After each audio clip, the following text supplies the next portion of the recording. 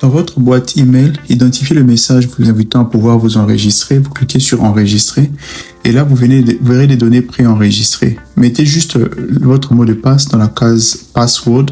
Dans ce cas, moi j'ai écrit CU4 2025 avec ces majuscules comme vous pouvez le voir. Vous cliquez sur inscription et là vous avez accédé au cours. Vous allez recevoir entre-temps une série d'emails qui vont rentrer dans votre boîte email. Vous pouvez les consulter comme vous voulez, maintenant ou après, mais ce sont littéralement des emails qui vont vous souhaiter la bienvenue à la plateforme. Certains vont vous demander de pouvoir confirmer votre compte. À ce stade, vous n'avez pas besoin de pouvoir vous y inquiéter.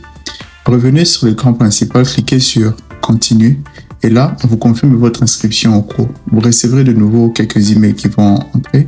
Ne vous inquiétez pas, c'est juste votre bienvenue. Revenons à cet écran, cliquons sur Accéder au cours et là, vous accédez au cours directement. Vous avez le menu des différents chapitres du cours tel qu'il se présente. Ici, c'est un exercice. C'est pas un cours comme tel, donc vous avez juste des questions d'exercice sur la cardiologie. On va commencer le test avec les questions de cardiologie sur les œdèmes pulmonaires. Alors là, il y a une première question à laquelle j'ai répondu. Deuxième question, vous voyez avec les options de réponse sont circulaires, ça veut dire qu'il n'y a qu'une seule réponse à choisir. Ici aussi, j'ai réfléchi et je choisis la réponse parce que c'est une seule réponse qu'on peut choisir ici.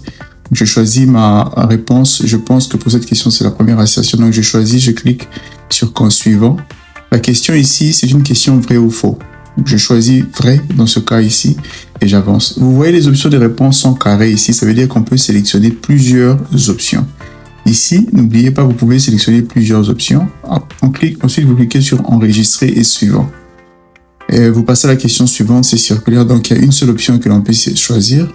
Vous cliquez sur enregistrer suivant. Question numéro 7, aussi une seule option.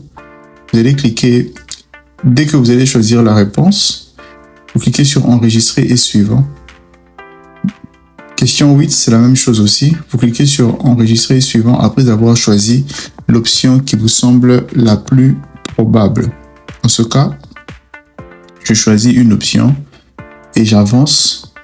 Question 9, la même chose, je vais choisir juste une seule option et je vais avancer à la question suivante. Pour la dernière question, vous voyez que le temps compte dessus là aussi. Donc, je vais choisir juste une seule option de réponse et j'avance. Je clique sur enregistrer. À la fin, on me donne un aperçu de toutes les réponses que j'ai soumises avec les questions. Je clique sur soumettre et là, j'ai directement mon score et je peux voir là où j'ai bien répondu et là où je n'ai pas répondu. Dans ce cas, j'ai été chanceux, j'ai bien répondu à toutes les questions. Et vous pouvez voir un correctif qui va vous dire quelles questions vous avez bien répondu ou pas. Félicitations, vous vous êtes bien